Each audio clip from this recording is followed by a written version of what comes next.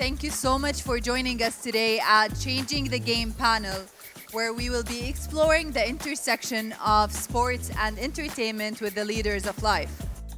I think the reality of the future of sports entertainment is going to be really revolving around the venue and how the new venues are not going to be traditional. More and more, the entertainment aspects have crept into the actual gameplay and the competitiveness of the sport.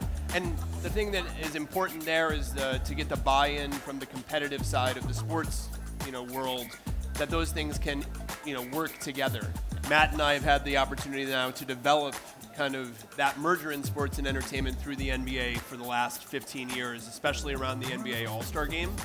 If we would like to tackle different markets and different cultures, how they're seeing this convergence, I would like to hear from you, Matt, regarding the region, and Kevin, regarding the American market. What similarities are there and what differences?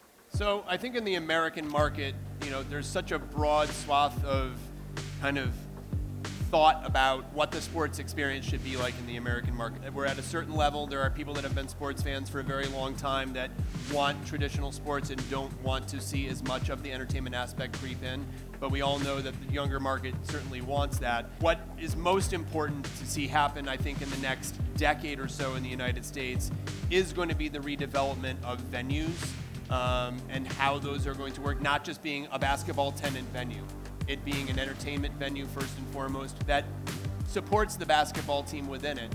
And that's going to be a change, I think, in how venues are developed in the U.S. over the next decade. Yeah, it's really important that the venues have the infrastructure, whether that be rigging, whether that be television screens, whether that be internet access, cabling infrastructure, sound, broadcast infrastructure, to be able to enable these new technologies and these new ways to experience sport. And I think Saudi Arabia has the great opportunity, being in the forefront of looking to build a large number of venues over the next number of years and being able to build them in a different way. I think the next evolution with our venues is more even personalization, especially from a sports perspective. There's so much data and information that's part of a sporting event that will make the event more accessible and more understandable to the live audience, that I feel like those are some of the evolutionary things that will happen with our venues going forward. In addition to those venues being designed in such a way that you can integrate the higher level entertainment experience with the sports experience. So it's important, I think one of the things you have to always keep in mind with sports and entertainment merger is that the sport and the athlete has to come first, really, at the end of the day. I think the players have been more open to things that we're trying, how we consume and how they, want to bring their sport to people. So I think it's a little different than it was 20 years ago with that, but it is important that, competitively it doesn't have too much of an impact on the sport. And I actually think that you get some of the best product when you do have that conflict, when you do mix something that doesn't go together.